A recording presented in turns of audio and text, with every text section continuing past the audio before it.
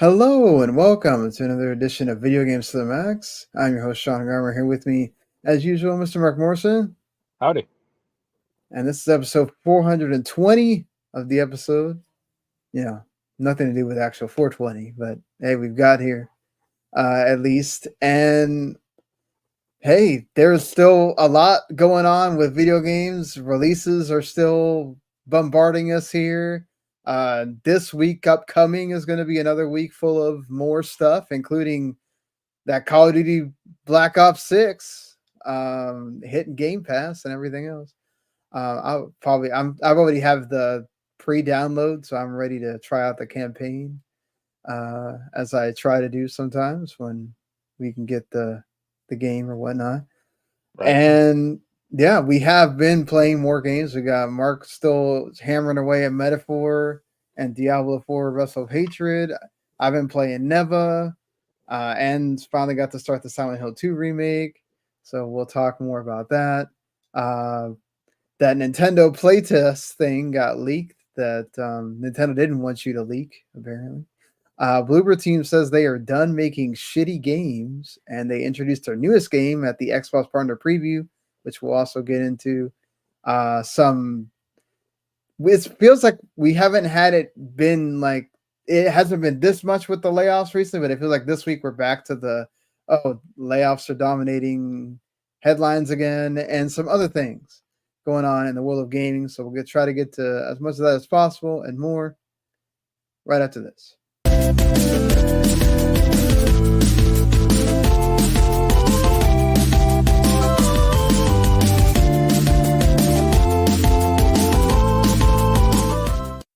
You are listening to Video Games to the Max. All right, so just to get this out of the way really quick here, housekeeping. We do appreciate you, whether you watch live, listen later, watch later, however it is you consume the podcast. Thank you for doing so. Whether that's on YouTube, Spotify, Apple, Spreaker, all that, Twitch. That's awesome that you watch or listen to us each week. We do appreciate y'all that have been listening watching the clips on whichever platform that you see them on. We do appreciate that as well. But if you want to watch live, we do usually do the show on Mondays. Normally I'm doing a little bit earlier than this, but I had some things happen this morning that made me change my work schedule around. So we're doing a little bit later at 7 o'clock here on a Monday. Normally we do it around like 4:35-ish. But yeah, if you want to watch live, we're available on Twitch, W2 Network, Facebook, W2 Network, and also YouTube, W2 Network. You can also watch later on demand as well. And if you subscribe to the YouTube channel, which you should, you can watch some of our other stuff. Of course, you can also listen to that on podcasts if you go search for them. But Otaku Cafe just put out their first fall review episode. They're talking about Dragon Ball Daima, Dan, all the other the ReZero new season, which I've watched both the Dragon Ball and Dan, and both of them are really good. So I would recommend, just off of my viewing, both of those if you're looking for stuff to watch for this season. And you've also got the Route to Broadcasting folks that do all of the entertainment, like movie stuff. So I'm sure that they will have their latest review out later today or in the morning on Tuesday. Make sure you go check them out if you're big on watching the latest movies or keeping up on the latest movies. They pretty much do that each week, so they do a fantastic job. And they do that with TV shows, music, stuff like that. So make sure you go check them out too. And also want to give a shout out, thank you to Jeff Young and Jordan Ando over at the Analog Stick Gaming. Jordan was sick, and so I had to fill in and co-host with Jeff over at the Gaming Mix podcast. Don't know if that episode is out yet, but once it is, I'll put a link in the description. We talked about some of the things we're going to talk about here as well. But if you want to hear me and Jeff talk about it over in the Gaming Mix, give them a shout out, subscribe over there. Jordan does great things with us over there at the Outer Haven, so always happy to help when I can. So, but that being said, here, let's get on to the games we've been playing. I guess I'll start here. Yep. With the newest game from Nomada Studios. Of course, these are the people that made Gris, whatever the nomenclature you want to use. That game received Game of the Year awards. That and Indie Game of the Year nominations and wins. And honestly, I think I'm almost done with it. I'm probably like 3/4 the way through. It's only like about 5-6 hour game. But I feel like it's right up there with Gris. Deserves all of the critical praise, and anyone that it definitely goes into that realm of video games are art kind of thing. What separates this game from Gris, which is mainly because Gris was more of a solitary experience. You're one character going through something, whereas and it's a lot of puzzles and platforming and stuff like that. There's no combat in that game. Neva makes this sort of a double feeling experience, because you have Neva the wolf or dog or whatever it is that most likely it's a wolf, but I'm just saying. And you don't even have to have animals before, having kids, having anybody that you pretty much cared about in your life. You can relate to this game in the way that the main character and Neva have a relationship, and what you do to protect that relationship throughout the game and throughout the seasons of the game, and how you see Neva grow and all of that stuff is pretty awesome. And this game does have combat, so it's different in Greed in that way, because the main character does have a sword, has combat that you have to deal with.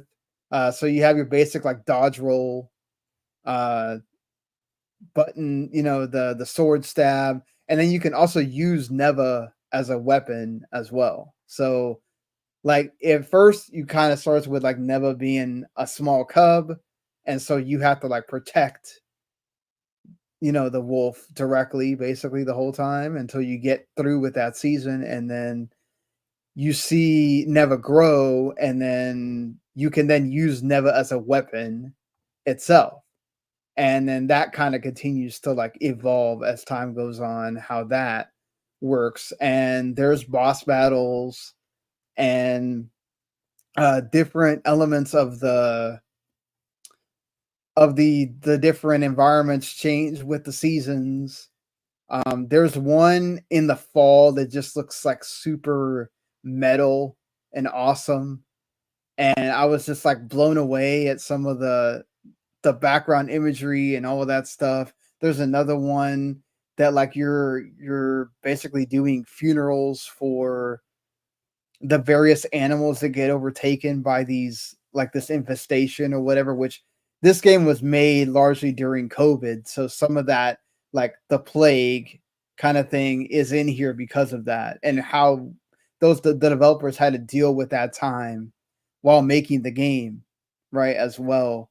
But it's just such a beautiful game. It's a game that like I was constantly wanting to take pictures playing it. Been posting about it because of how pretty it looks. It's on everything also. So it's not just PlayStation, it's on Switch, it's on Xbox, it's on PC. So, buy it anywhere, and it's only $20. So if you liked Gris at all, which is on PlayStation Plus right now. I'm not sure if it's on. I don't think it's on Game Pass anymore. But if you have PS2 Plus, you can go try out Gris to kind of get the vibe. If you want, it's a similar vibe there. But again, this one has combat, and it has the kind of duo nature of the story. So this might be a better fit for those that had a complaint about Gris kind of just being a glorified walking simulator or whatever. This one is not that. Some of the platforming, it never really gets hard, I would say, but there are like chase sections where you do have to kind of make sure you're paying attention to what you're doing with the platforming, because it has like a triple jump you have to be able to do at certain times, and then being able to like use Neva to get through a certain parts of it too. So yeah, it's a game that I've really been enjoying. I'm excited to kind of in all this other stuff that's like longer, right? That I've been playing or had to play. It's nice to have like a shorter experience that does challenge you. Like some of these bosses, it does get difficult, like where to dodge and things like that. Um, but yeah, it's still a really good short experience that is gonna get you in the feels if you like those kind of games. So I'm expecting it's probably gonna be up there for in my top 10 for sure, and I'm sure it's gonna be in, game award considerations for various things too. I don't know if you have any interest in this at all, Mark, but It sounds like like one of those types of like imagining the Forsaken Kingdom or what was that one that took forever to come out? Last Guardian. Mhm. Which are all right, Yeah. Thankfully, you don't have to like physically move the dog creature like you do in Last Guardian. Right, But there are times where you have to like go pet the dog or give it a hug to get its emotions back in check or whatever. And it gives you that like kind of feeling of like, oh, okay, you know, that dog, yeah, that creature is feeling something. And so it kind of makes you feel something too. And it's cool in that yep, aspect, but just awesome. Been enjoying that. And also I finally got to play the Silent Hill 2 remake. I'm not that far into it. Um, I'm basically like through the like first section, pretty yeah, much. Um, it's not. It's like you were telling me previously. Like hey, this is kind of usually like not your kind of game, right? And so it's something that I had to kind of get adjusted to. Of okay, this is not like Resident Evil 4 survival horror. This is not. This is more akin to Resident Evil 2, I guess. But even then, it's still trying to more like freak you out with everything it does. Like once you get the radio and the radio waves start popping up to kind of tell you that there's enemies around, but it doesn't like exactly pinpoint where they are, and then all of a sudden the one will just appear there. And that's what I meant by like magical enemies, though. Like, yeah, it's like well, and the fog is there to kind of shroud them as well, right? So like right, the lying enemies that are like the ones that just have like no face and they kind of crawl around or whatever. I can see how that works, right? The dodge button, I think probably I can see some people's thing with the dodge button where that people that are big fans of the original game maybe are like kind of not happy about it because it does change the combat, right? It makes it to where you have a better it makes it easier to adjust to the combat because then you can just kind of keep dodging away from moves and then kind of find that opening a lot easier than the first game where the original game where you don't have that, so you're having to just kind of move around and do that. Um, but yeah, the game looks great. The voice acting is good. From the parts that I've been able to see, I like exploring and just going through the town. But that game will have you on high alert that whole time you're playing because you'll go into a section and even though it's dark and there's probably something that's going to pop out, you don't know exactly where, and it right, just kind of keeps you on your toes at that point. But I do get your point of it is slow. yeah, um and even if you're trying to like beeline it and just do the main like critical path kind of thing, there's so much blocking that it does, um where okay, I opened this door. Oh, but I'm not going anywhere. Oh, I'm going opening this door, and I still didn't go anywhere. Oh, okay, it has to be this door then. How many doors am I going to open before I finally get to the part where I'm going through this area? Or I haven't really gotten to do any of the puzzles yet, but I yeah, imagine the puzzles are kind of in the same vein.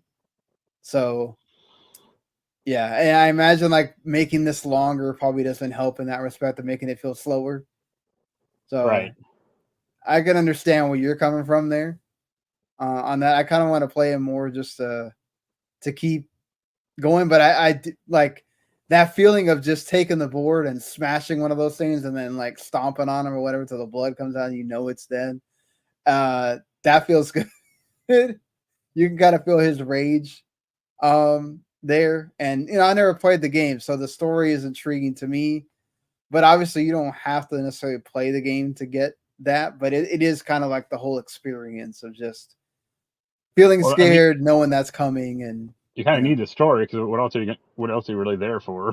Right, yeah. But I like the little notes and the nods to like the original game where I don't really get what it's trying to do with that. I guess if I played the original game, I would understand it more. The whole like where you get to a certain section and it just kind of like pauses and does like a where the screen like moves or something for a second, and it's supposed to be like it's taking you back to some kind of memory from the original game, and I'm just like, okay, I have no idea why this is significant at all. Maybe I'll do like a deep dive into that if I beat the game or something eventually, but maybe that resonates with people more or whatnot if you played the game. But still, I think that from what I can see, like you said, it's well made. I will have to keep playing it and see how much. But it's just there's so many games right now, and I really, really, really want to play the game you're playing, Metaphor, ReFantazio, and I'm just like, I kind of feel like it's that whole sunken cost fallacy thing of I didn't get a code, I didn't, somebody didn't buy this for me, I paid the $70 for it, and I feel like I don't want to do with what happened with Resident Evil 4 where I bought it at the end of like November or something to play it before what we're gonna do the game of the year stuff, and I barely play it, and then I'm just like, oh man, I bought that and then I never played it. So I try not to have that happen with this game too. But so I'm trying to like make more progress. Right. And yeah, I'm still playing this other game that I can't talk about. So yeah, you don't want to rush Metaphor that much. Yeah. So how is where are you now with Metaphor? I hit the second big city. It's like this like port town. It's okay. I screwed up this trophy system, or the trophies are already screwed up because there's like one trophy where you have to like debate like other royal candidates, and like you can only do it like one specific day, and the game doesn't actually tell you this. So by the time I like debated one candidate, I googled like what's the right answer for this thing, and I said, oh, pick this answer, and then it's like, oh, you're on your third candidate, and I was like, where were the other two? And it's like, oh, you should have debated one at the beginning of July and then one at the middle of July. I'm like, I didn't know that. That would have been helpful.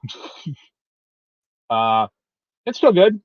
I like the gameplay quite a bit. I'm unlocking more of the archetypes. Because I've grinded a lot. Like I have a lot of mag, which is kind of funny. Yeah. And I have a ton of cash also because there's a really fun. There's one archetype called the Merchant that completely breaks the game economy. Because that quick attack thing you can do, like in the running around stage in the dungeons, right? Yeah, if you do that and against a lower level enemy, you'll instantly kill them, and you'll get like their money and experience. Mm-hmm. The merchant archetype lets you get 300 gold more for doing that. Right. So if you're in like a low level area with a lot of enemies, you can kill them all, run out, run back in, and kill them all again. What's your do you have like a main party you're using? Or are you kind of trying to build all the archetypes up, or what are you doing? I'm using I got the fourth character. It's like this like bat guy. My main character is a seeker, or like the magical version now. Actually, I think him and the other guy, like the first party member, are both seekers because they have like decent. Oh, Stroll. Okay. Yeah, decent all around ability. I turned the girl into a magical knight. Just better version of a knight. And the bat guy is kind of like the all around guy. I think he's currently he starts off as a thief, I think. But Okay, they yeah, that turned him makes into sense. something else. Maybe a brawler or something. I forget. Yeah, that's the one he started. Okay, yeah, I know But that's the one he starts in. But that one's a good one too because it uses HP instead of MP. right. Well, the merchant's fun because you can just use money.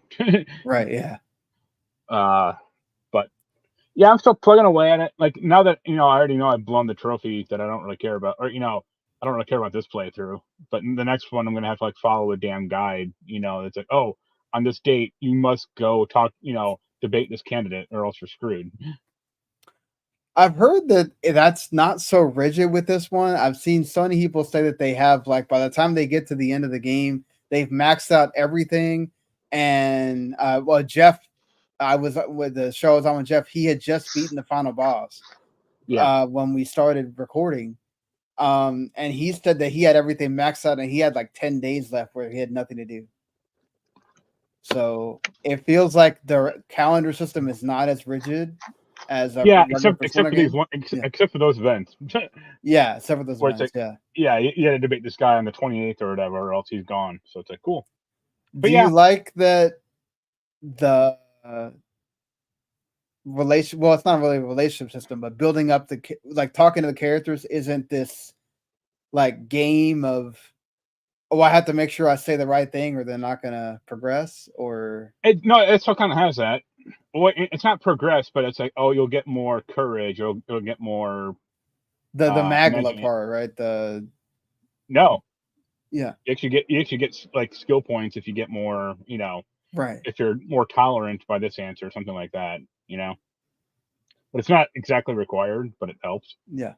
Uh, so yeah, I mean, I still like it quite a bit. I like the fact that you can teleport around, like to the big areas, because each area is kind of almost like a pinwheel. Like it'll Right. have branching off areas, like smaller dungeons and stuff for you to go to.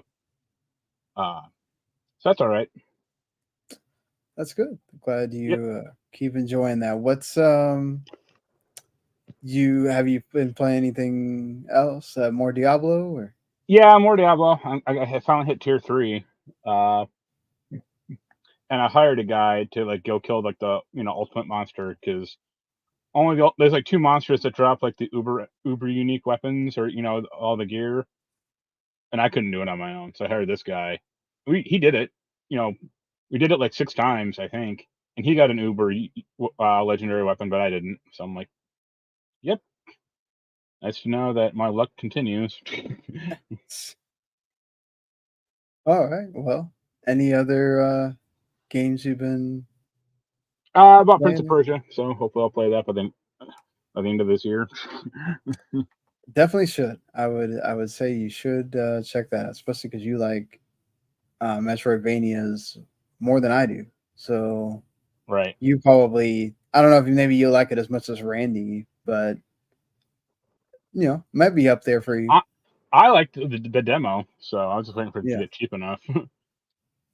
makes sense. That's also what I've been waiting on. So shall see Yeah. how that goes. But moving on here to the news, and there's I forgot. I guess just to might as well start. It is technically a news topic, but I did try out the first level of Astrobot's speed thing. Yeah, I've been to that. It's Yeah, pretty yeah. short. It's pretty short. I think I got like the fastest I got was like 32 seconds or something. I saw Jeff Grubb got like 28 Right. seconds or whatever, and there's people like they're all like right behind him there.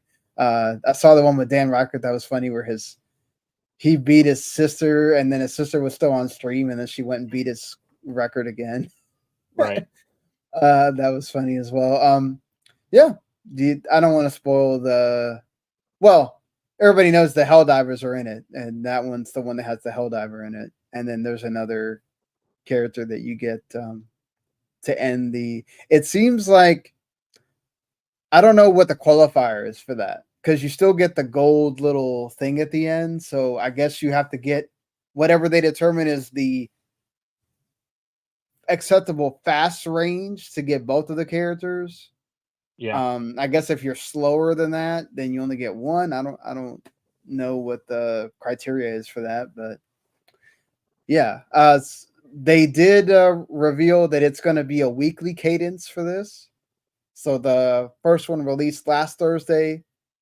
The second one is going to release this Thursday. It's called Let It Slide. I'm guessing that one is going to be the one that shows Astro on the ice skates, most likely. And then after that, so on like Halloween, there's going to be one. Then November 7th and November 14th as well. Yeah. And then we know one of the bots is going to be Eve in one of these, and then the rest of them we'll have to see. There's supposed to be 10, so I imagine it's 2 per level, and that's cool. But he does tease at the end of that blog post. I wrote the news for this, so I had to read this a few times just to make sure I was looking at the right thing. He does tease that there is probably more to come. Right.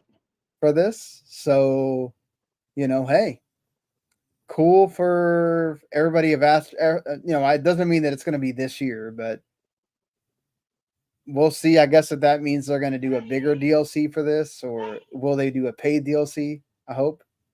I'm down with that if they do. You want more Astro, or you think they need to just kind of move on to the?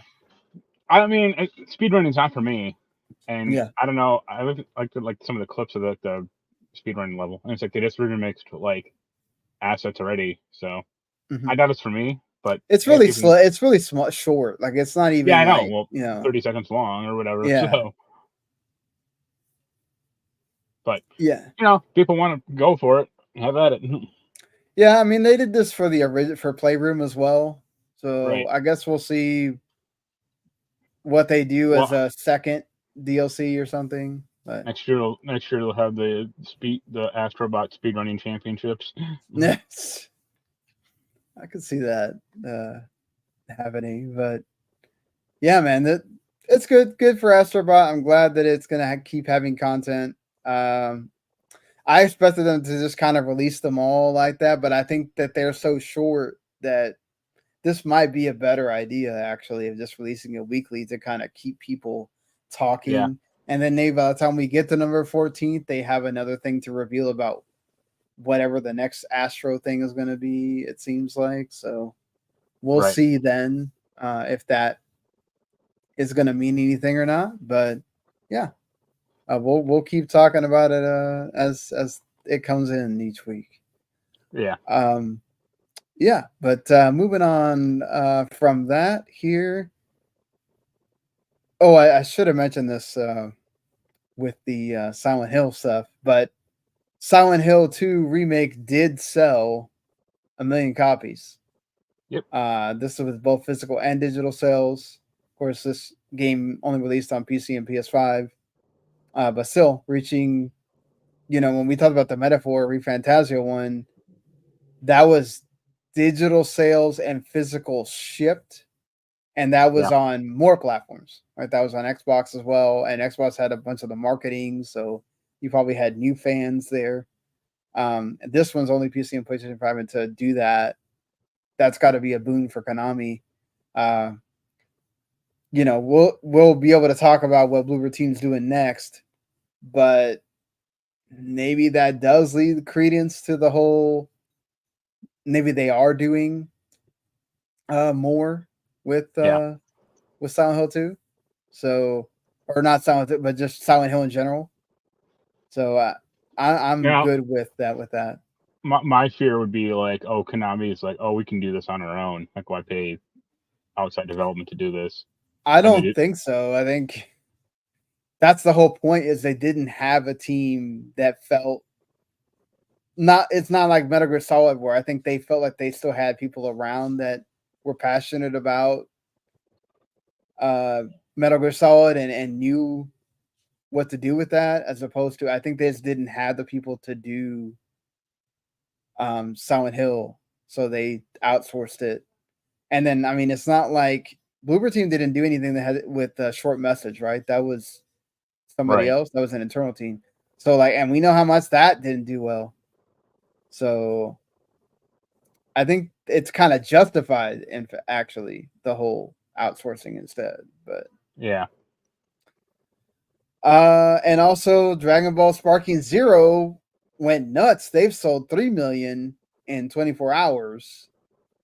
And that game came out on Friday, October 11th.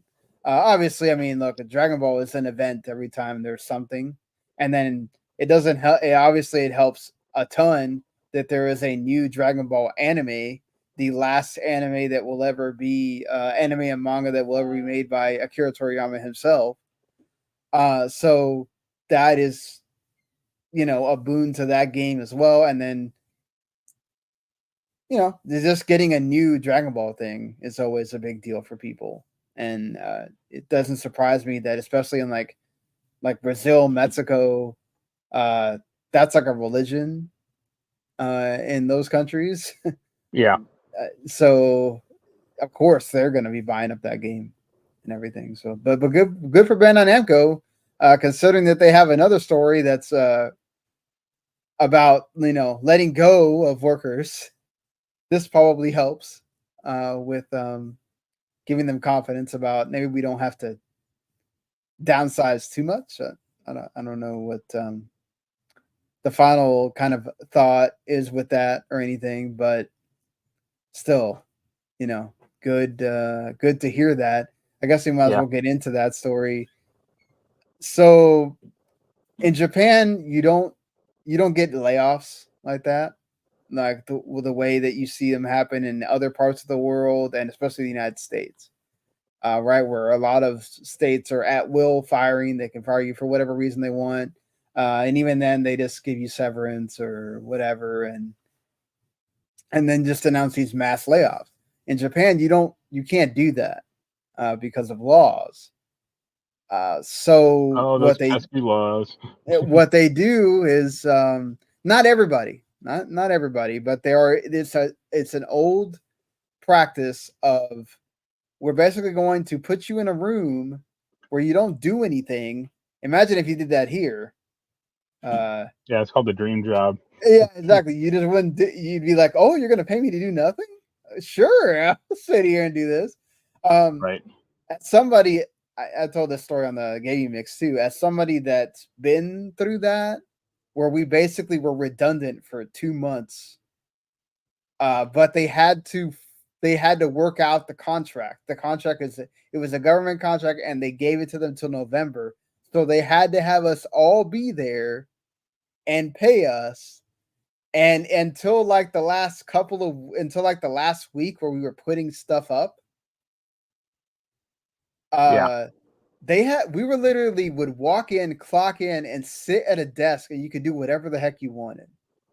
And I watched so much anime on my phone, right? Because I didn't have to do anything. So, but it felt weird. It felt weird going to work every day, knowing that I'm literally not going to do anything today. And so I can understand how those workers feel. Got to put in a hard day's work watching Naruto. Yeah, I think I caught up on. I never watched JoJo before, and I watched JoJo because of that. Just to give an example, but my point in this is that's what they're doing. Supposedly, now Bandai Namco came out and said that they aren't doing this. That what they're doing is they're working between projects, and they canceled a lot of projects, including one that was commissioned by Nintendo, and also a few that were One Piece or Naruto related, which is interesting considering that One Piece has been kind of like, okay, Odyssey was good, right? But then you had like World Seeker that was okay, and then you had the Pirate Warriors, was it 4, that was good again. So like, it's been on and off with One Piece. I can't speak for Naruto, but wasn't that last one they made like a remaster of the older games? Maybe. I mean, I don't know Naruto either. But the whole point is they definitely have had games that weren't good, didn't sell well. Oh, yeah. It looks like Unknown 9 is going to be another one of those that's just going to be. It came out, nobody's talking about it. It almost felt like it got sent out there to die. And then you have the stuff like the My Hero Academia, like fighting games that are not great and not a lot of people care about.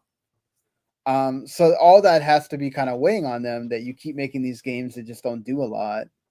Yeah. And this practice is called an Uedashi Beya, and Bandai Namco says that they are not doing this. They're not. It's designed to pressure you to basically leave voluntarily, which they have gotten 100 resignations this way. Right. And they've done this with like 200 or so workers, according to Bloomberg. But they're saying that they're not officially doing it. I think it's probably also to kind of keep them from getting some kind of investigation made on them, I'm sure. Yeah, I'm sure if it was like an official corporate policy, it wouldn't get anyone to work there. So yeah. But I mean, does that concern you with like how the highs that Bandai Namco has had with Elden Ring, now the DLC for Elden Ring, and now Dragon Ball doing well, that they're canceling stuff and kind of letting people go? Is like, no, I actually kind of see it almost as a good thing, because a lot of their games have had product or quality control issues. right. So if they actually go like, hey, we're only going to want to make good games, and if some people have to be sacrificed, like who make the bad ones, like I guess.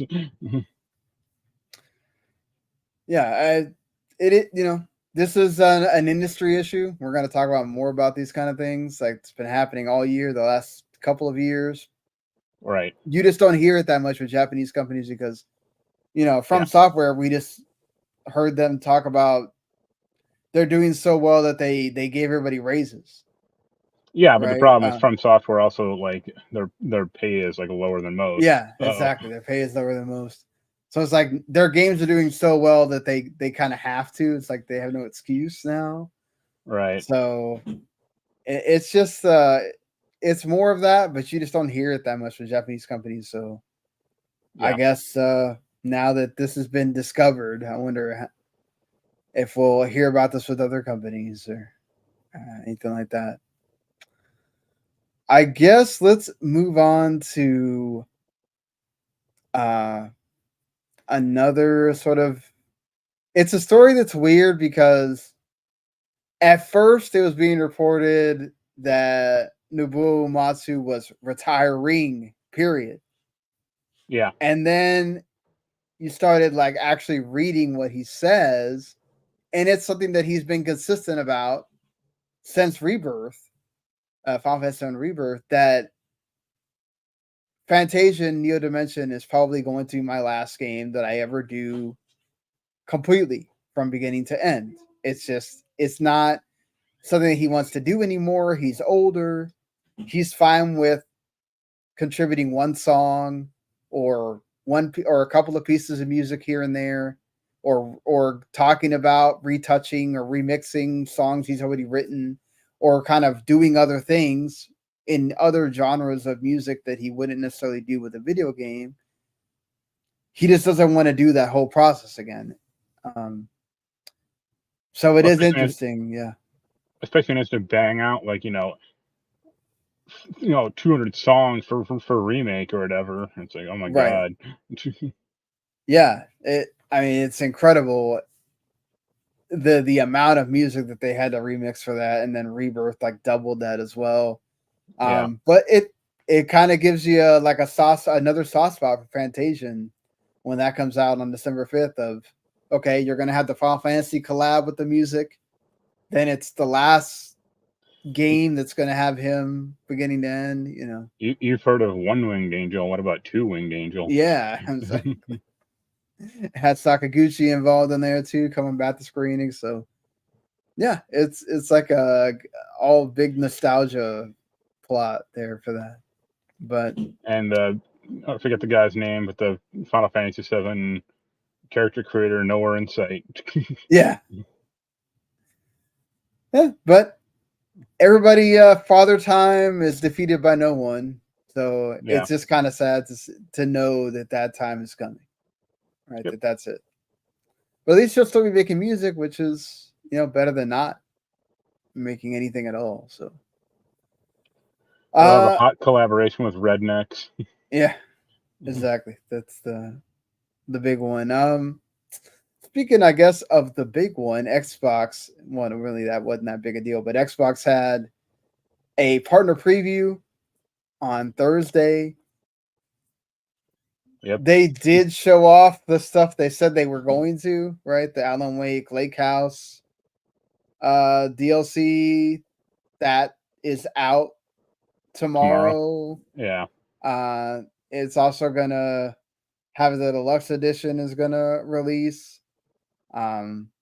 Once that is out, it does have like a new story with an FBC agent from Control, Kieran Estevez, that's being portrayed by Janina Gavankar, and the people that have the expansion pass can unlock it immediately when it comes out.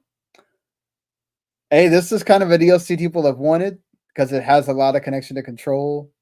Right. So that looks cool. I don't know if I'll get to it or not. Considering I never got to like fully, get through that game either. But hey, I'm glad that it's happening. And we also got a like first look at the Control 3-player co-op game, FBC Firebreak as well. Didn't get a lot of details really, other than it's going to be involve Control story. It's in that Remedy verse. You're going to go into the oldest house and battle the hiss or whatever. I mean, it's first how person. much of the story is going to be, do you think, is in here? Not a lot. Or it'll just be like, between every mission, they'll have like I don't think they're gonna have Control Lady doing it. It'll be the janitor guy because he'll probably be cheaper. Yeah. But I don't know. It's first person. I actually thought it looked kind of bad. Or just like very bland, personally. Yeah, I mean, it is going to be tied to Game Pass and PlayStation Plus as well. So they have some kind of there's some expectations there. I feel like that they didn't have enough faith to just release it by itself without connecting it to other things where you don't have to pay. Yeah. So, but we'll see. I'm interested in it because it's Control. But yeah, I mean, it doesn't look like Control though. Like that's the thing. Yeah. Well, story-wise, yeah, it might be, but that's about it. Like not gameplay. Right. I mean, like lore-wise, like okay, I would play it because of the lore involved, right, or whatever. But I'd rather just watch a YouTube video where someone just clips all that shit together into one cohesive, movie or something. Be like, here you go. I mean, I do like Control's like combat system or whatever, and I like the powers if you're gonna have that. So no, it literally did not look like you're gonna have any of that. So that's the problem. Yeah. No, maybe they'll surprise us with it, but yeah, it definitely looks like they're trying to make it more of a traditional kind of multiplayer thing. Right. The if it was like third person, that'd probably interest me more. Why does the perspective, I guess, change that for you? Because it's boring, and so many games have done it before. I mean, it's not like third person's new either, but you have a lot more options to like fly around or do the control shit that you don't typically have in first person. Yeah, I can kind of see your point there. Jeff's kind of was saying that it kind of looks like man, I can't remember the name of that game, but it was like that extraction shooter that Ubisoft put on Game Pass like day The one. Division? No, not the Division. It was a Ghost. It was a Tom Clancy one that X-Defiant? No, not.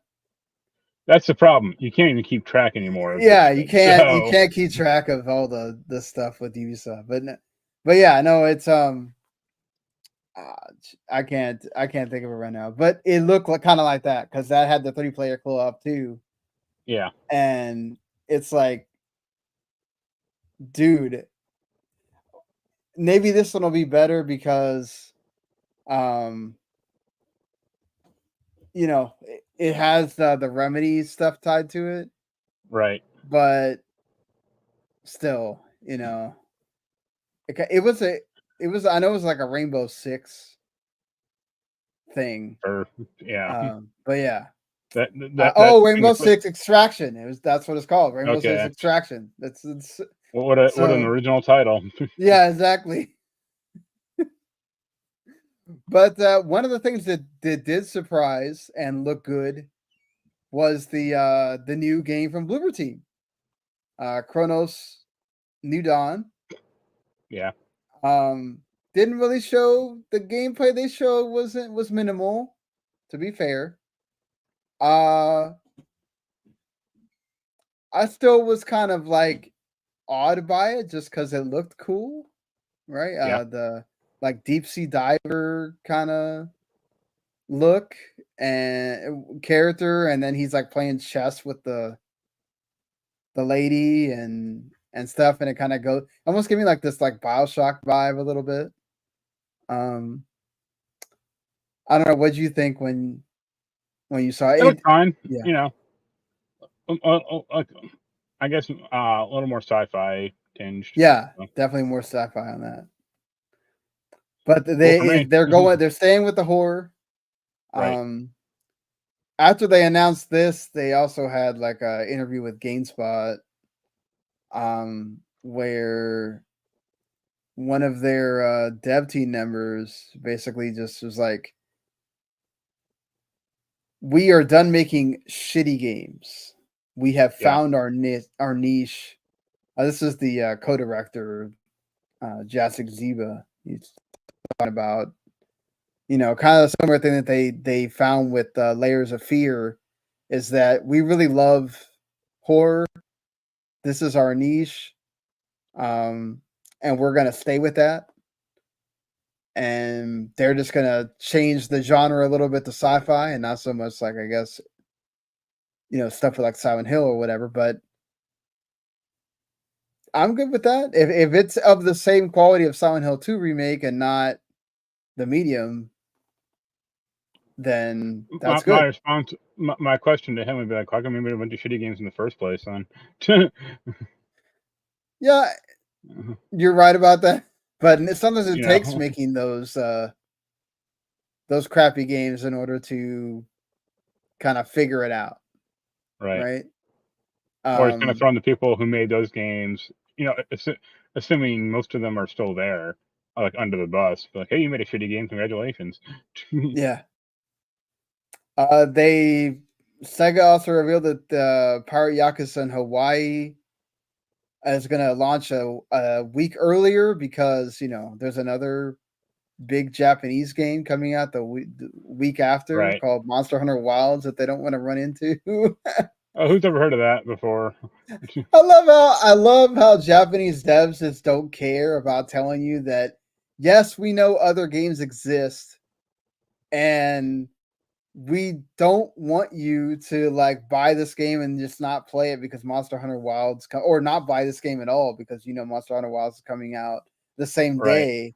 So the naval combat looked fun in this. You know, I'm sure it looks a lot like Black Flag or whatever, but if you're gonna Right. take from something, take from something that's great.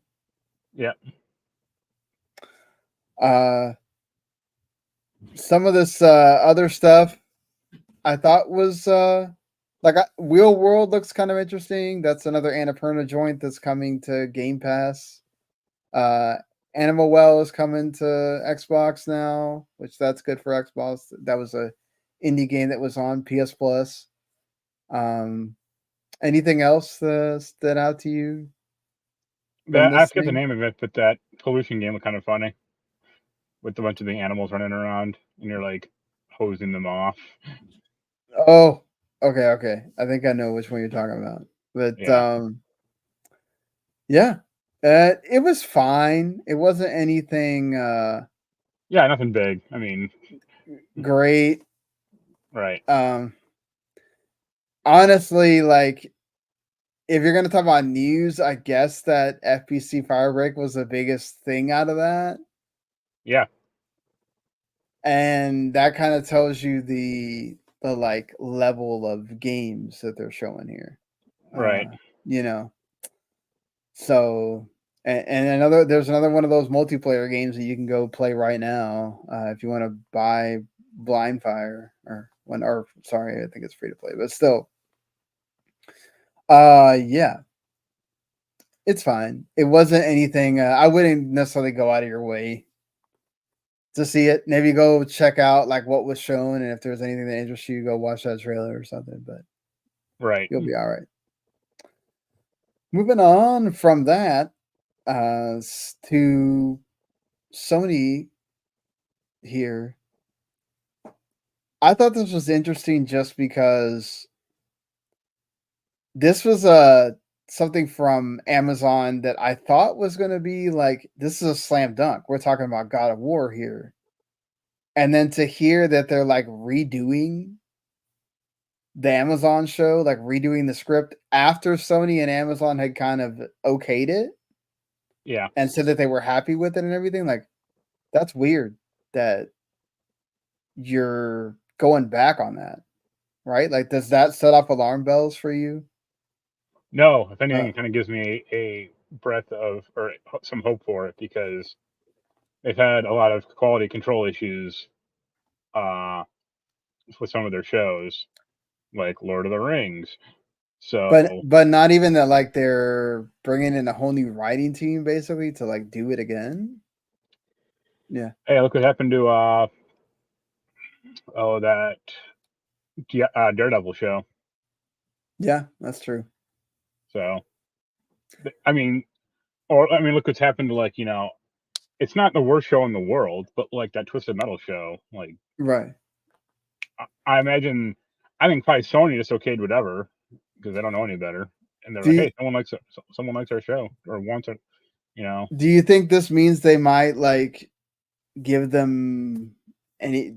They were basically going to follow the same story of God of War and God of War Ragnarok.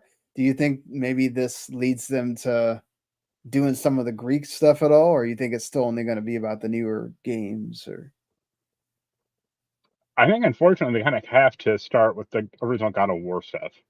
That'll be like the first season and a half maybe, and then transition to Ragnarok, or like that yeah, type of God of War stuff. Because you kind of have to have like a framework of right. Kratos first, not just have like one episode. Yeah, I Although, think it could be because Sony's have this whole thing about like why they're doing the remasters, and there's rumors going around that at any point we're going to get an announcement of we're remastering the entire Greek trilogy.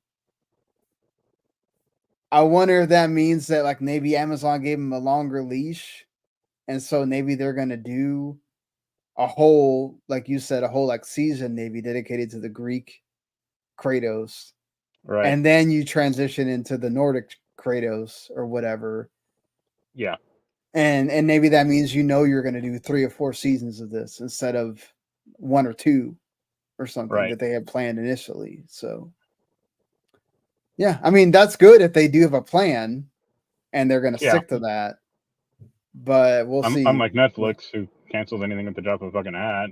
Yeah, no, definitely agree with that. Hate that. And Rings of Power continues to be like this mixed bag of like, depending on who you talk to, they either really like it or they don't like it at all. So it's just weird that. Jens I mean, likes it, but he only yeah. because of the soundtrack, so he can't be trusted. What? Yeah, I don't know. I mean, that's all you're talking about is the soundtrack for that? Okay. Right. Sticking with that here with Sony, Marvel Spider-Man 2 is coming to PC a little bit earlier than some of the other Sony stuff has. It's supposed to be coming on January 30th of 2025, and it's going to come to Steam and Epic Games Store. Of course, Miles Morales and Spider-Man 1 are already out on PC. There's going to be no additional story content for this. That's kind of surprising to me because I know they're working on that Venom thing for a while. So what happened? Yeah, I wonder what did happen with that. Are they going to push it into Spider-Man 3? Or are they just going to nix it completely? Or or what do you it's think? gonna like spin it off in like their own separate game, Yeah.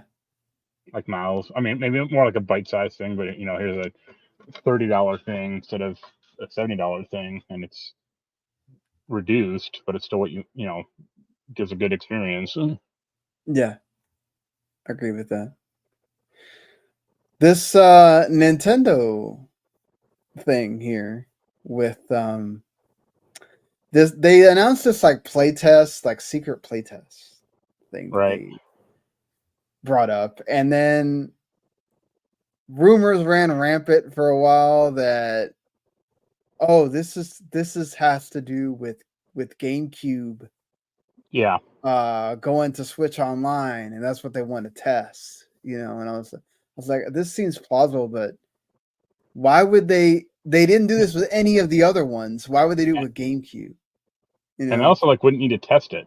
Yeah, it's like those are games people want to play, right? Like just announce it and add it to the expansion pass, or announce another expansion pass, whatever, however the hell they want to do this. If they want to tie that into like potential DS or 3DS games also getting added at some point. I don't know, but I feel like also if you're going to announce that, why wouldn't you just announce it with the Switch 2 instead of just making it a playtest thing? But of course, as you would expect, I really don't know why Nintendo. I guess it's kind of like Valve, right? Like Valve did their thing, and you agreeing to an NDA, kind of, but Nintendo's was a lot more overt, where they basically told you if you're going to sign up for this playtest, you're not supposed to leak what it's about. But of course, thanks to social media on X, they did in fact leak this, and it's interesting. It's apparently you're supposed to like work together with the other players in like a social hub kind of thing to develop a massive expansive planet by farming and creating resources. So kind of like a survival game with like Minecraft. And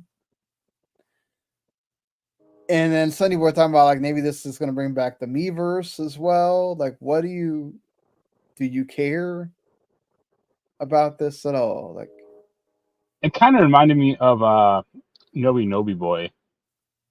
Yeah, I could see that too. As far as like having like people having like cooperating as part of some big objective. Mm-hmm. I mean, sure, I'm sure they see it as like either a way to mine Bitcoin or some social thing.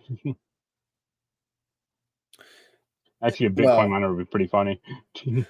That would be funny if they did that, but I think Nintendo is. You have to mine the rock literally to spawn. But I mean, Nintendo just, I guess, try to do your own thing. Maybe it'll get a audience that you didn't know, that doesn't know this exists. It comes out and people are excited about it or whatever. It's they wouldn't be the first ones to try to do their own Minecraft or try to do it, but I don't know. I think this will kind of be out there. People will play it. We'll see how it goes. We don't even know we have no footage of this at all. This is just a concept right now. Like does it even happen right after this leak? Do they just okay, we'll do the playtest and then who knows? Right.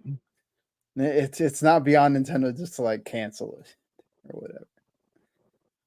Okay, so just if you want to like talk really long about any of this stuff, you can. But I'm just gonna like kind of rattle off some stuff and then have at it with whatever, because we kind of have two like main topics. Quick fire responses, go.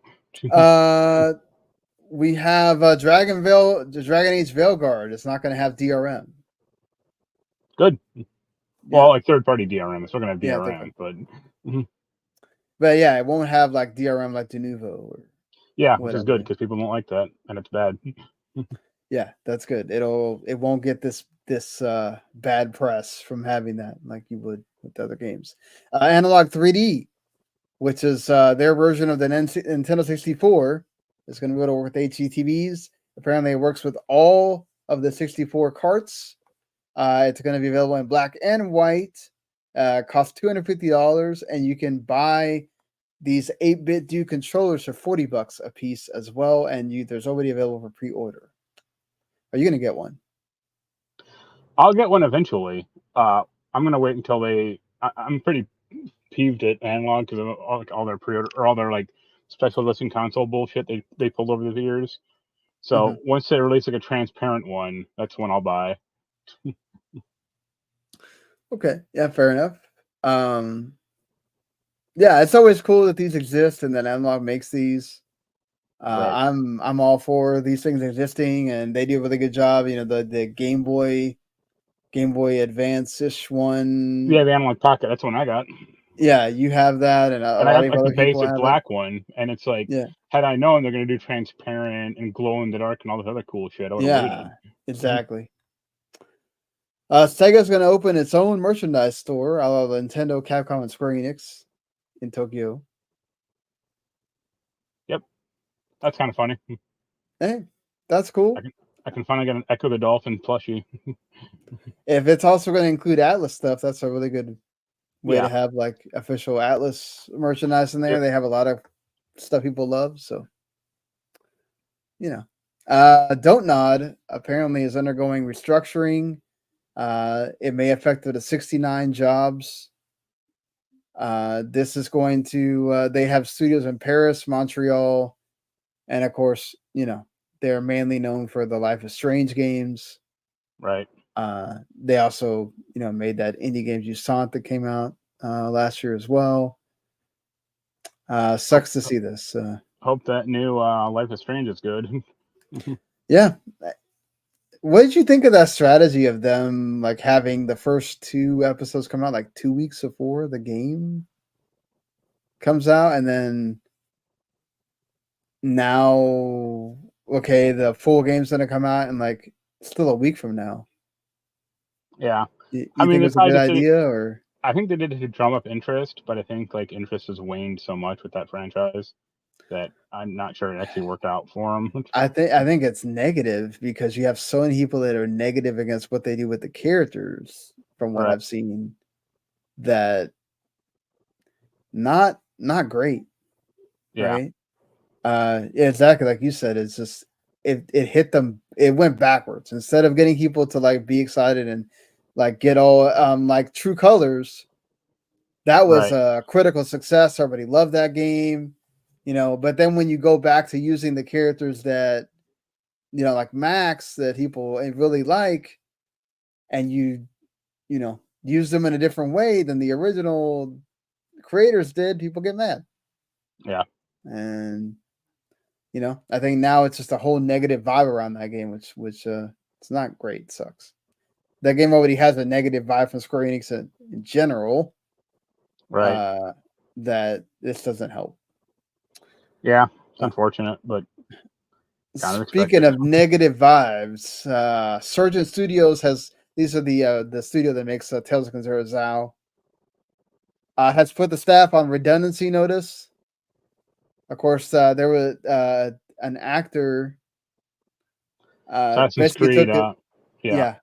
Yeah. He did the Bayek in Assassin's Creed Right. Origins, right? Yep. He took his own money, made this game. It was supposed to be kind of like in his own image to do representation of African people. It was a critically well-received game, and it was on PS Plus for free, but I think Prince of Persia Lost Crown coming out and basically like showing you how you do a Metroidvania. Yeah. I think kind of like I remember telling Randy, "Oh look, there's another high-profile Metroidvania out, this one," and he's like, okay, this one's kind of okay." Right. And I remember most of the critics it was all about the story and what it does for the diversity and all that stuff. for that, and not so much the gameplay. And and of course the grifters have grabbed onto this, and this unfortunate situation that he's having to deal with now, Right. with those idiots and those stupid people that have made his life a living hell recently. All of y'all can go to hell for all that's worth. I understand not liking. You can say that you want to go against the forced DEI and all that stuff, but that wasn't forced. This is generally he's giving you a look at what he goes through as that ethnicity, as that origin. This is not a forced. He's not taking a white character and making him black or brown. That this game was designed that way. And that all that crap is such BS most of the time. The people that do that, they're not even playing games. That they just exist to grift, and it's ridiculous. It's the same people that went after Ubisoft and tried to get people talking off the record about Shadows and how Yasuke is, done in such a poor way. And yes, maybe there is stuff that's not historically done, but again, that's like we talked about it before. That's a video game. It's not supposed to represent everything about the culture or whatever completely correctly. Moving on from that, finally, let's go into. Is there anything we missed before we go into like the two kind of main topic-ish things? Okay.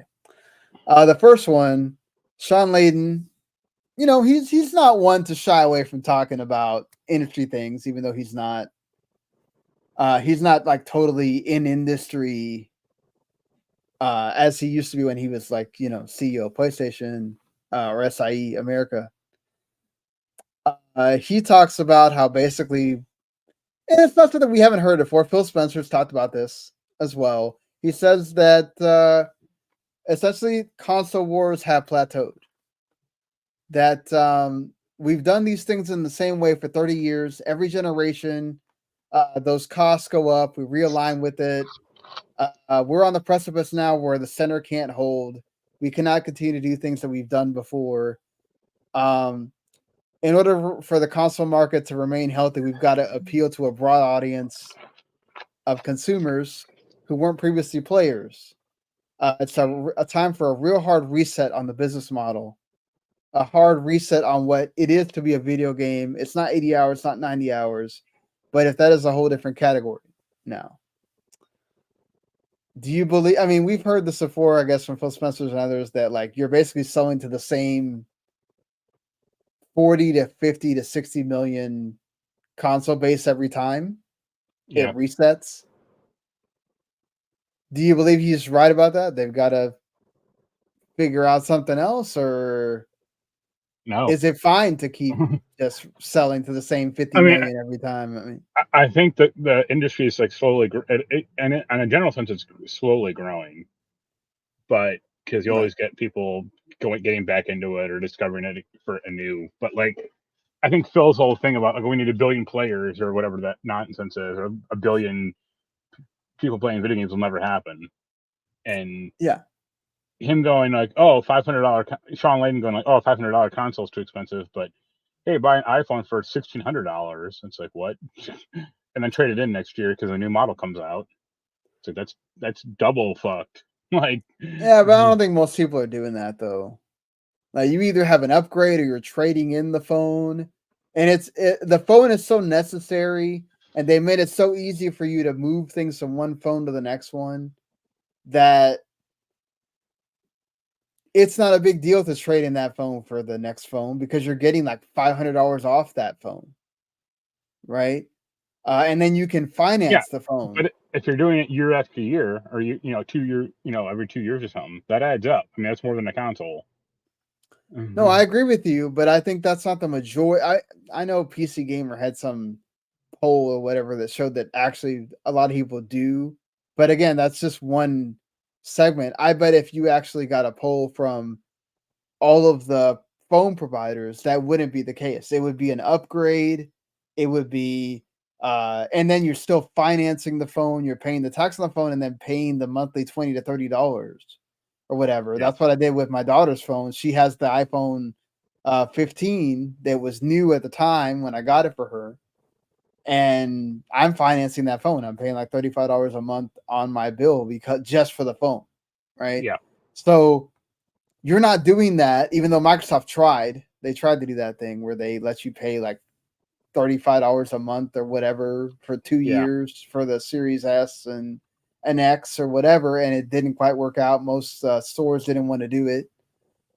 And now you have other ways to do that, right? You have Klarna, you have Affirm, you have all those that you can do things like that with it, but they're not from Sony. They're not from Microsoft. And Sony, in fact, has Klarna enabled on the PS Direct. Also, when you went to go buy the PS Pro, if you buy that, you can actually use Klarna to kind of like piecemeal the purchase. Right. But I just don't.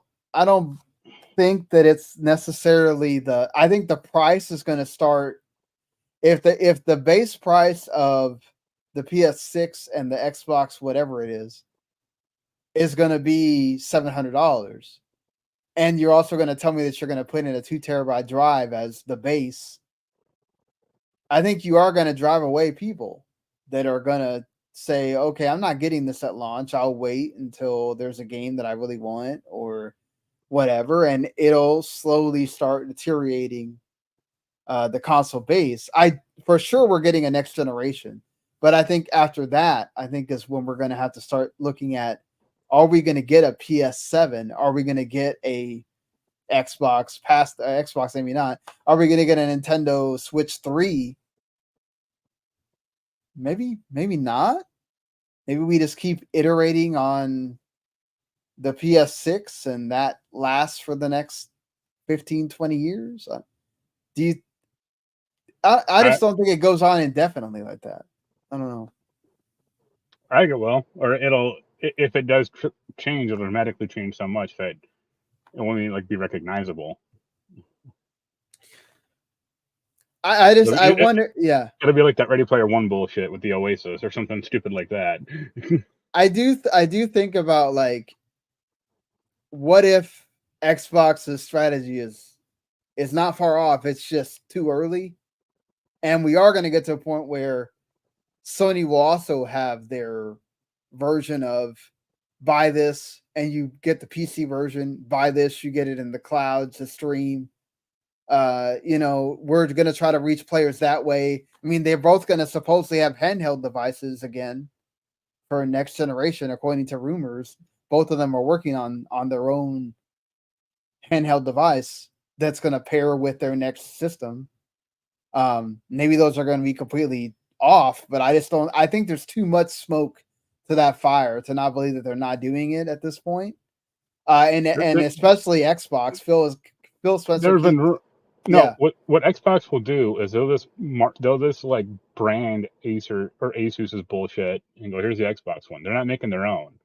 And also, like, there have been rumors that Microsoft was doing a handheld for since the original Xbox came out.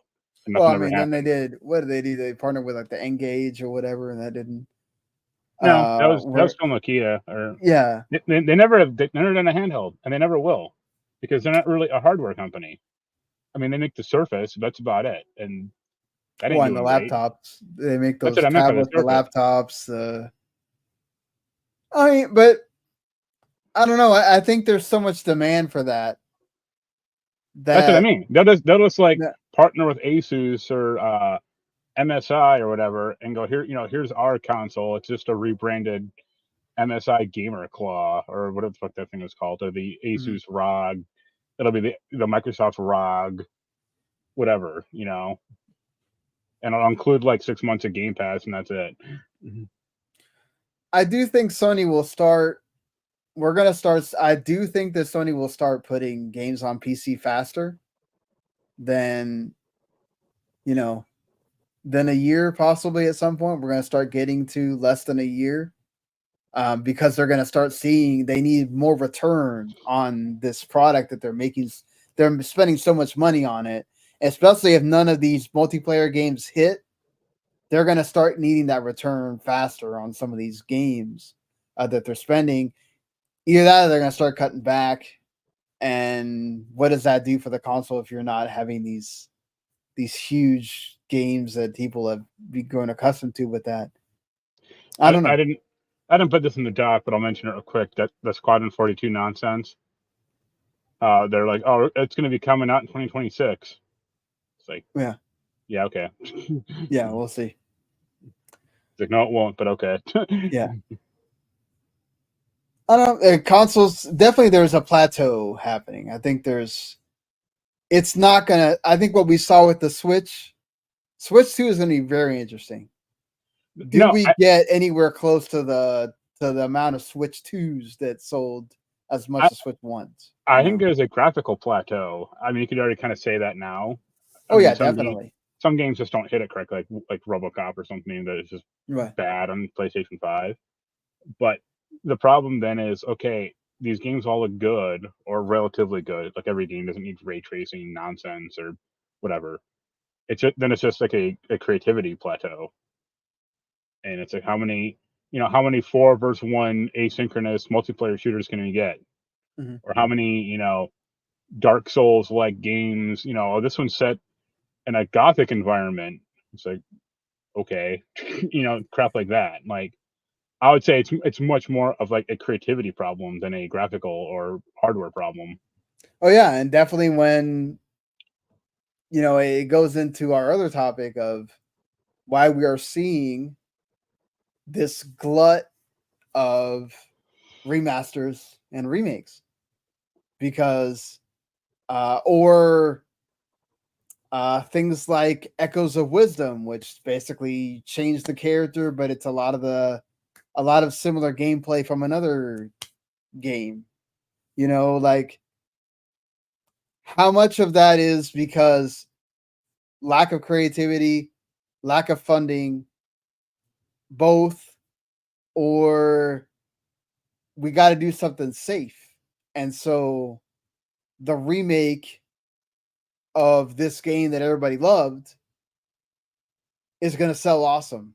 So therefore, let's do that instead of a new game. Like what's happening with Metaphor is not the norm, right? A lot of new IP do not succeed like that. But that's because it has that pedigree behind it that people are willing to, give it faith. And then obviously they made a great game and that demo really sold people and all that stuff. But how many people use remakes now to be like, oh, if the remake sells well, then maybe we'll do a new one, right? And even then, some remakes don't sell well. And like Dead Space 1 sold 2 million? And it still wasn't enough for them to greenlight Dead Space 2 remake. So do you feel like, and especially with the announcement of like Aspire, I think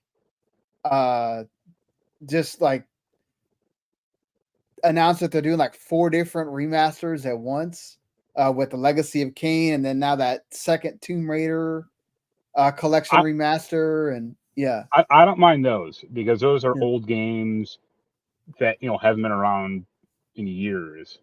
I get more annoyed with like them doing the Horizon Zero Dawn one stuff. It's like, yo dog, like that's not an old game. You can still buy that. You could probably still find that in a store if you looked hard enough. The PS4 section. Well, now they're delisting it, so I assume they're going to stop producing the PS4 version because they have this version now. No, I know, yeah, but they're always like those, like that dusty shelf in Walmart that has like a bunch of like weird old games on it. That are still full price, even though they're 4 years old, or if not more. Do you have a certain preference for how they release it? Do you like the way that, like, let's say Aspire's doing it, where essentially it's just like a up-res, frame rate's better, but you're getting the same game? Or do you want like the Resident Evil 2 way of doing it? Like, I would prefer the Resident Evil 2 way of doing it, but I realize they're not. I mean, Aspire doesn't have the money to do a complete remake of Legacy of Kain. And look at the way look what's happening with KOTOR, right? Yeah, that was their version of doing that, and it's a disaster. Or I mean, I love that Tomba remaster, but they're not going to remake Tomba. no one would fucking buy it except for me because I'm dumb. You Yeah. know, so I think remakes are necessary, but you got to give it like 10 years at least. Like I was so pissed today. I just lost a store put up a picture of what they had to sell, and they had a boxed copy of No One Lives Forever. That's a game I've wanted for like 25 years. It was $15, and I called them, and they already sold it within like a half hour. Oh, And, damn. and it's like, man, if Aspire could put out No One Lives Forever, it'd be so great. It'd be so awesome. But they're not going to remake that. They just like remaster it and put it out if they ever could, or if they Yeah. ever can get the license together. So I think remakes are necessary. I'm sorry, remasters are necessary, but only with like a certain game of a generation that's older. Like I know, Yeah.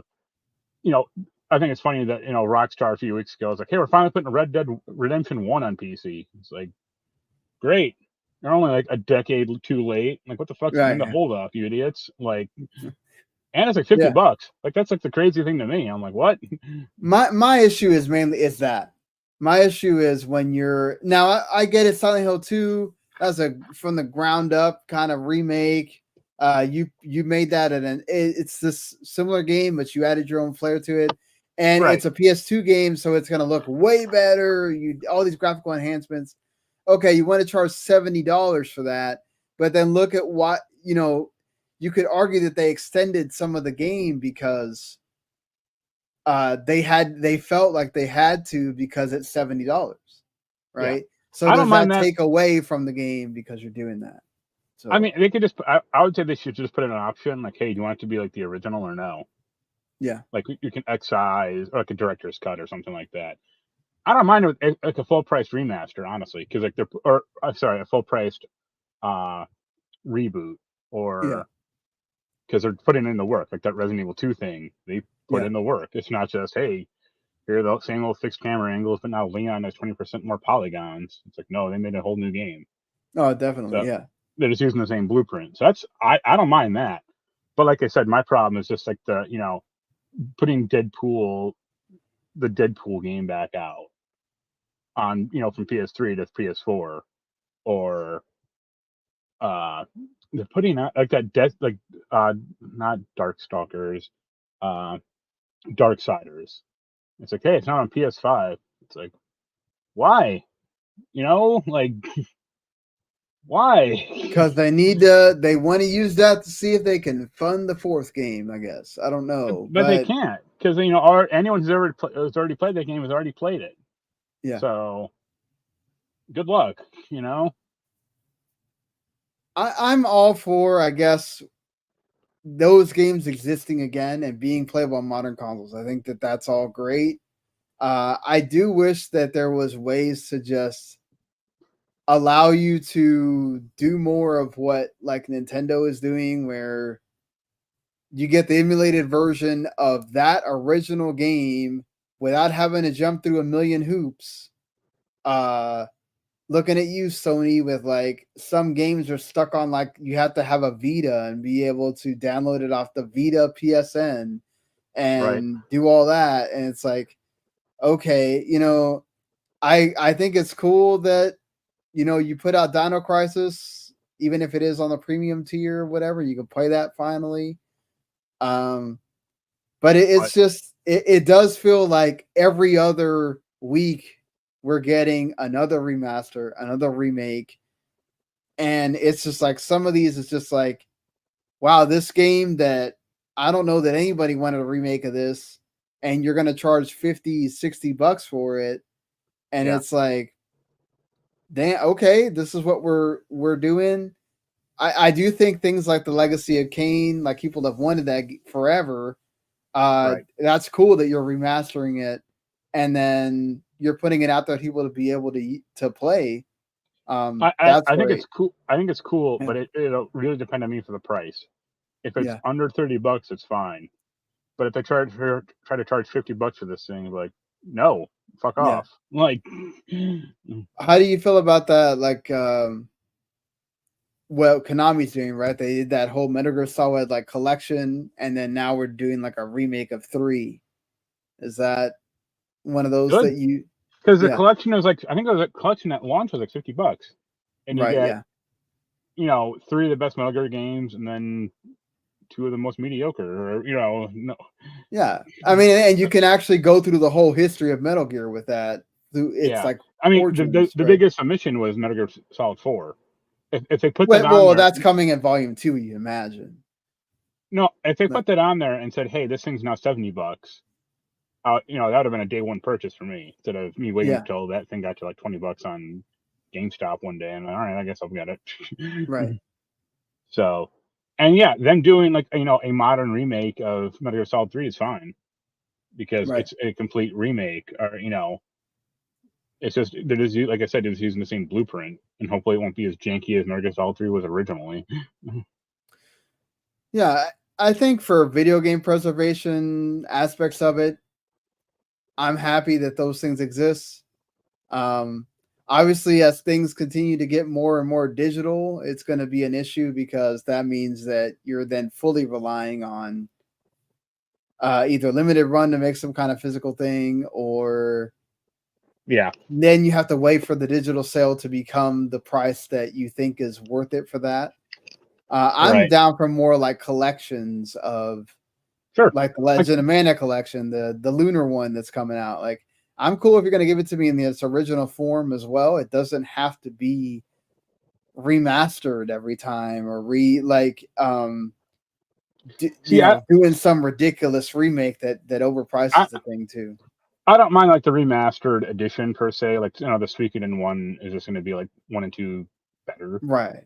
but because it ain't like the originals go away. They just get harder to find. So if you really Yeah. wanted to hunt that shit down, you can. No, but then there's people that like, what Sony's doing with delisting the original PS4 version in order to make you buy the remaster. Like, that to me is ridiculous. Like, if I want to But buy the lesser PS4 version, I should have that ability to do so, to save money if I wanted to, or because I wanted to play it in its original form for whatever reason. Like, I think that's there's kind of, yeah. there are discs of it. It's I not know. full. I'm saying for the people that, if we're going to keep on with these digital consoles, right? Because that's one of the things people are worried about with PlayStation 6, even though I think there's data that came out this week that I saw Matt Piscatella put out, and I think also Chris String put it out for the European side, of actually physical this year has been doing marginally better. It's still way less than digital, Yeah, but it, in certain sectors, like I think obviously Xbox like went up to like 91% or something like that, but like PlayStation and Nintendo for like a certain quarter, it was like 34%, something like that, where it's yeah. like that's still a decent chunk, right? Of people buying physical. So, you know, but is it enough for them to be like, we're still going to put a disc in the console at launch, or they're still going to make you go and buy a thing separately, and as to make it to where less and less people bother with the disc, and eventually we get to the point where there's just not one. Right. So, but Well, in the end, I think you're the my thought is, go ahead, sorry. you're the all digital one. So when your nightmare in the future happens, it'll be your fault. Yeah, it'll be my fault. Right. But remaster's good, remake's good. Maybe be a bit more choosy about which ones, especially looking at Sony when the Until Dawn remake feels very unnecessary, and then apparently it's It, worse. You that's know, that's the other problem is like when it's the like, remake comes out or the remaster comes out and it sucks. Like Until yeah, Dawn is noticeably worse. That Lollipop Chainsaw thing is a disaster. yeah, I haven't heard about Shadows of the Damned, but that hasn't like blown up it's anyone's fine. skirt. You You know, know, I can't talk about it yet, but I yeah. haven't had any like big issues But so far. the remaster should ideally improve on the original, if not at least maintain it. Unlike Yeah, Lollipop Chainsaw, which is a very worse experience. right.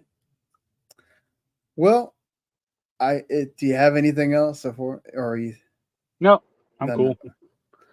All I'm going right. to a game convention in a few weeks. So I'm happy. Cool. So here is what's coming out this upcoming week. You got East 10, which I'm still waiting to see if there's going to be a code. I got to check in with Adam to see what's going on with that. The Romancing Saga 2, which I did play the demo and I enjoyed it. The remaster or remake, I don't know what they're calling that. That's coming out to everything but Xbox on the 24th, the day before. Call of Duty Black Ops 6, obviously, on the 25th. Everybody's waiting for that.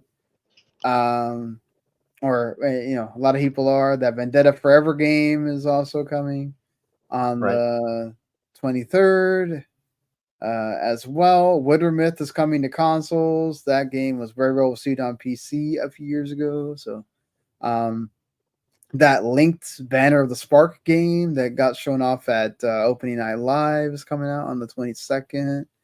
Also, Yakuza Kiwami is coming to Switch. Also coming to Switch, Banjo-Tooie is coming to Switch. That's part of the Nintendo Switch Online. Same thing. 2 games. Yeah. Mm-hmm. The Windblown, which is that new game from the Dead Cells devs, is coming also this week. Atari 50, the extended version of the anniversary thing, is coming out. Sonic Cross Shadow Generations, which that apparently has some good reviews, Mark. Yeah, they're brainwashed. It's Stockholm syndrome. It does have good reviews though. People are idiots. Yeah, they didn't people send me are a liking review copy, it. so But how can I trust them? Yeah, there's some good stuff coming this week. So yeah, go find it, and if you want to get one of those, have at it, folks. Yeah. But all right, until then, everyone, we'll see you later. Subscribe, all that stuff, and bye-bye. Later.